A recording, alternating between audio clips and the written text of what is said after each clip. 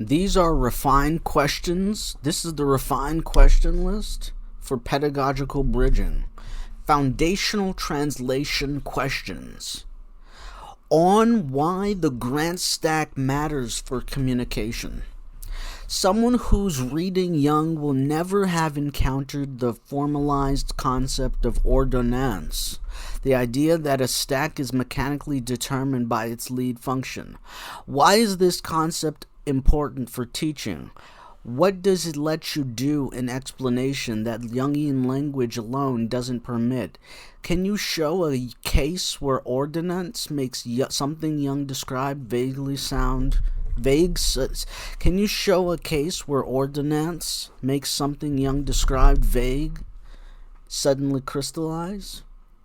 Okay, so someone who's reading Jung will definitely have encountered the concept of ordonnance, but this is another intellectual property addition that I'm adding in order to be able to describe directionality and the ordonnance of the function in terms of an animal function grouping, in terms of an action function, in terms of an animal function. So let's slow it down. Yes, someone who's reading Jung will have acquired the formalized concept of ordonnance. It's just what people talk about when they say a function is more or less differentiated. We're still talking about the same grant function stack. We're still talking about the same ordering of a most differentiated function to a least differentiated function. We're just numbering it 1, 2, 3, and 4. Number 1 is the most differentiated function. Number 2 is the second most differentiated function. Number 3 is the third most differentiated function. Number 4 is the fourth most differentiated function. Even if there are different animal activations, that grant function stack remains stable in terms of how differentiated a function is in the grand scheme of things versus when it's dealing with an animal activation. So someone who's reading Jung will definitely recognize the concept of ordonnance, just in a different context. In the context of the grant function stack, in the context of the type problem in psychopathology, in the context of the auxiliary, tertiary, and inferior function. That list, that ordering schema from most differentiated to least differentiated is what we're recognizing in the formalized concept of ordonnance. And ordonnance is important when talking about the granular nature of what type of animal function it actually is. In an example that we used previously, we talked about FESI, masculine, feminine, blast, play, sleep, consume, and we were talking about the different functions. We were saying, okay, we're talking about FMSF, FFNF, MMST, and FMNT. And why is it like that? Because we're talking about the modality and we're talking about the temperament of the animal function. But there's also two other points of information that you can read off in terms of learning where in the grant function stack is that function located. Where in the grant function stack is that animal function located? Is it sleep? Is it blast? Is it play? Is it consume? In this context, we're talking about blast, play, sleep, consume. And we're talking about 1 to 2, blast, 1 to 3, play, 2 to 4, sleep, 3 to 4, consume. Why is it like that? Because we're taking the ordonnance, the ordonnance, and we're stipulating that we're starting from a point of directionality, from most differentiated to least differentiated. So the first function that's most differentiated in that example is FE, feminine FE. We're talking about MF, FE, SI, blast, play, sleep, consume. F-E, feminine F-E, excuse me, F-M-F. M-F would be feminine F-E, masculine S-I, feminine N-E, masculine T-I. We're talking about F-M-S-F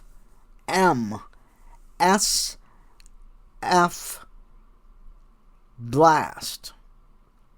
And that's 1 to 2. D-E, 1 to 2. F-M-S-F blast. So that was me jumping ahead. But the concept is fairly simple once you anchor the grant function stack in your mind so that you understand, well, what is the permutation of these psychological functions as they reflect the psyche. Someone who's reading Jung will have encountered the formalized concept of adaptation and compensation. That's all that this is. This is talking about the psychological functions in the objective personality system in terms of adaptation and compensation from the perspective of the grant function stack as anchored in place. That stays static, that does not move, that is from most differentiated to least differentiated, or from superior to inferior, or however you want to do the numbering schema from 1 to 4 in terms of theory. The idea that a stack is mechanically determined by its lead function is an idea that stems from the end of general descriptions of the types.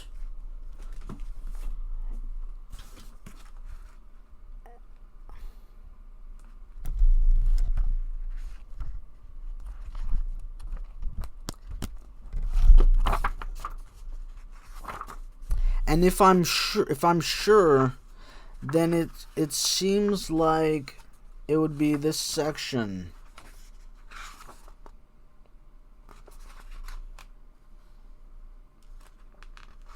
The principal and auxiliary functions. Jung talks about the principal D, the principal and auxiliary functions. I repeat, this is where it's located in the theory. D, the principal and auxiliary functions. That's where you would find this formalized notion that a stack is mechanically determined by its lead function. It's not a preference like in MBTI. It's a formal instantiation of a psychological function as underwritten by the grant function stack. And you can tell this based on the first function's differentiation. Say a function is differentiated with TE. Oh, wait, TE doesn't exist anymore in the objective personality system. Say it's differentiated as feminine TE or masculine TI. Let's go with feminine TE. Say it's feminine TE. What would that tell you about the last function? What would that imply about the last function? It would tell you automatically, because they exist on a pole. They exist on a pole. So when one gets differentiated, another gets less differentiated. So think of it as, in terms of the theory, think of it as a collective soup of all of these functions riding around. And then a baby, a child, an adolescent is choosing and picking, well, what works best for them in terms of differentiation. And now we get into a nature versus nurture argument where we're talking about how that works and whose theory is best suited for a person's individual experience and all of those types of things. But in terms of extroverted thinking, for feminine extroverted thinking, it's automatically going to be FI. For feminine extroverted thinking, it's going to be FI. What type of FI? The only type that there is. Masculine SI. Well, technically there's feminine SI, FI. Okay, so let me do that again, right? We're talking about thinking. We're talking about extroverted thinking. We're talking about feminine extroverted thinking. And we're saying automatically it's 1 to 4 linked, 2 to 3 is linked. So when one gets differentiated in terms of a baby, a child, an adolescent, formulating ego, a theory of mind, is differentiating functions. Once they pluck out either a subject-object differential, once they pluck out a function differential, once they pluck out a sexual modality differential as a reflection of the function, we're saying that level of difference, because it's a combinatoric soup of undifferentiation until it's differentiated enough that we can put a linguistic signifier to describe the function itself. We can go deeper. We might be able to split functions more when advancements in the technique come out. You never know. But at this point, we're dealing with 16 psychological functions, so we have to find a point of differentiation when a person chooses, okay, an attitude, orientation, a function of consciousness, and a sexual modality. And those things are chosen both asynchronously and synchronously. You might have a preference for you might have a preference for thinking. So then it's like, if you have a preference for thinking, then it's like, what do you reach out for in terms of an object-subject differential? Do you reach out for directed towards the object? Extroverted thinking. Do you reach out internally?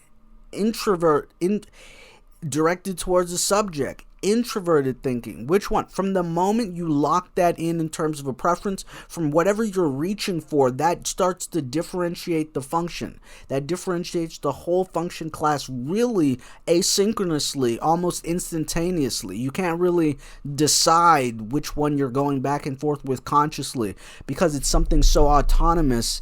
And it's a part of the early ego formation, that what it means to choose something like that, or to make a conscious or an unconscious decision, has a large amount of what it means to deal with your psyche in terms of your psychological constitution. So the idea that a stack is mechanically determined by its lead function, this goes back to adaptation and compensation. So from talking about feminine extroverted thinking, it's automatically going to be introverted feeling, masculine introverted feeling on the fourth function. Why? Because as soon as you start to differentiate, okay, it's extroverted, is it what? Extroverted what? What? It's in bulk classifications. Decider, observer, judgment, perception, introversion, extroversion. Is this a perception? Is this a judgment? Is this an observer? Is this a decider? It's ironing that out in terms of the combinatorics of adaptation and compensation so quickly, because you're pulling it out of a combinatoric soup. You don't really get the conscious will. Well, I mean, maybe when you're differentiating the functions, there's some semblance of a conscious will to determine what your preference is. Maybe. But a lot of this is nature and nurture. A lot of it is genetic. And because these things differentiate at such an early age, you have those preferences which become functions and types long before or long after you actually can say, hey, this is the conscious reason why I'm choosing to do this or have this, or to have an object-subject experience where I'm choosing to be directed towards the object versus the subject. It's based on the utilization of all functions in a combinatoric space where they occur, and then slowly you have a preference for one or the other, and then that differentiates the function. That function is plucked out of the combinatoric soup, and it starts choom, choom, choom, choom. It gets super segmented. So from the moment you choose to be extroverted, or from the moment you choose an object over a subject, from the moment you choose thinking over feeling, from the moment you choose a judgment over a perception, from the moment you choose a decision over an observation, from the moment that you choose thinking over feeling, from the moment you choose extroversion versus introversion, you're at TE.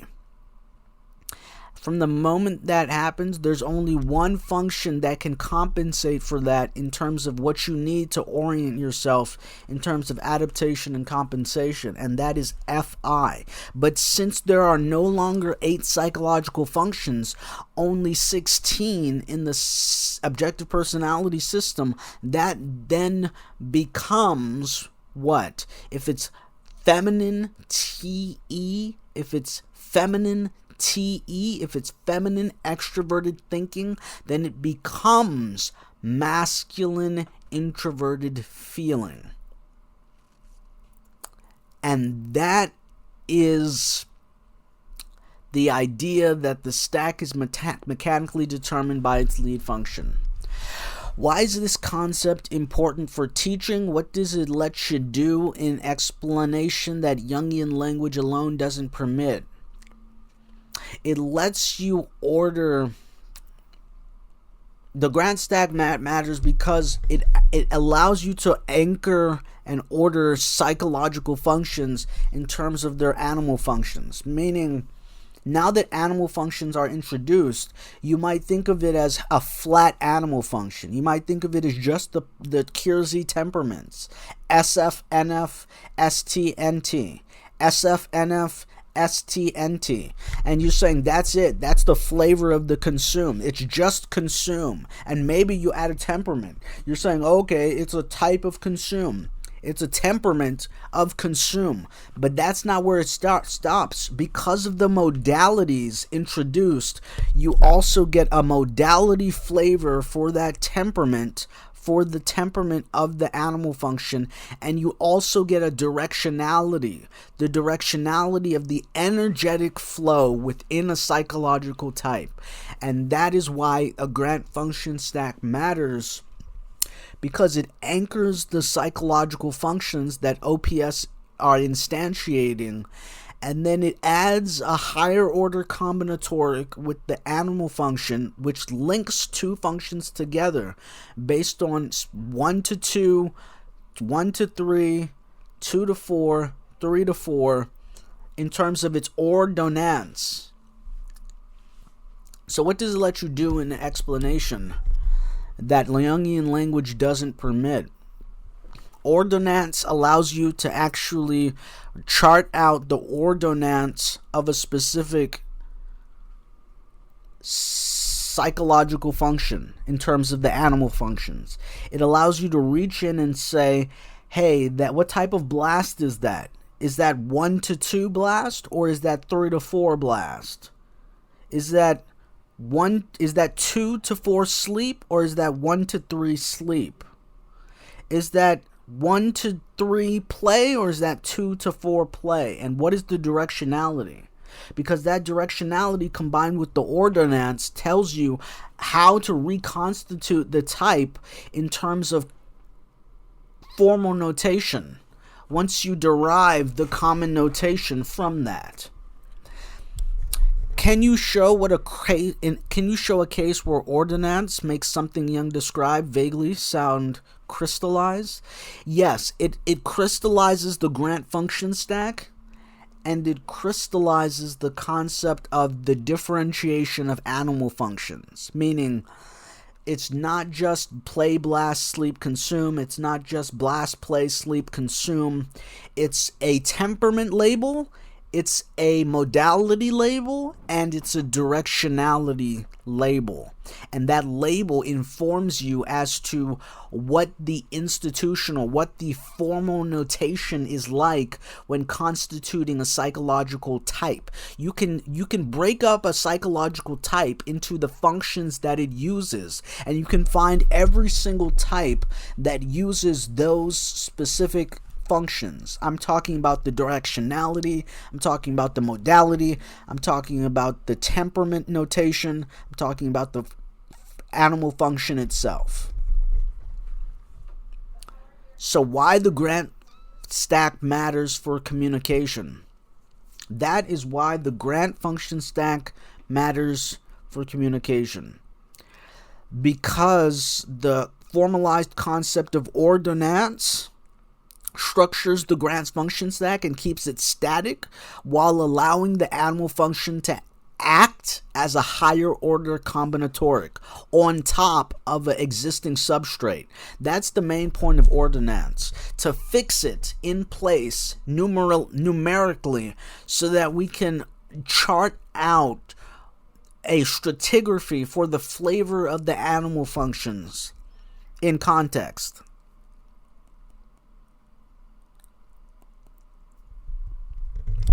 The idea that a stack is mechanically determined by its lead function, that's been solved for in the context of culture commentary. No, there's weighted blows. Yeah, I'm losing track.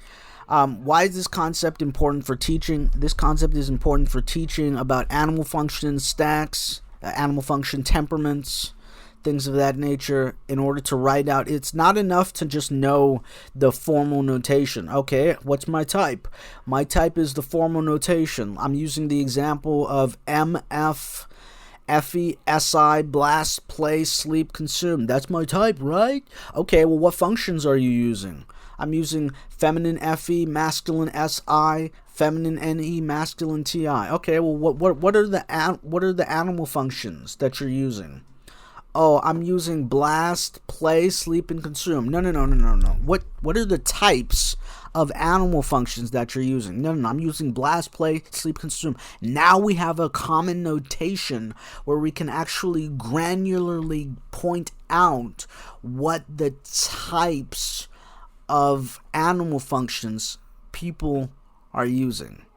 And that is a case where ordinance makes something Jung described vague suddenly crystallize, because you get to move from formal notation to common notation, and from common notation to formal notation, and you're able to see what that difference is in that function substrate as a reflection of these different degrees of freedom.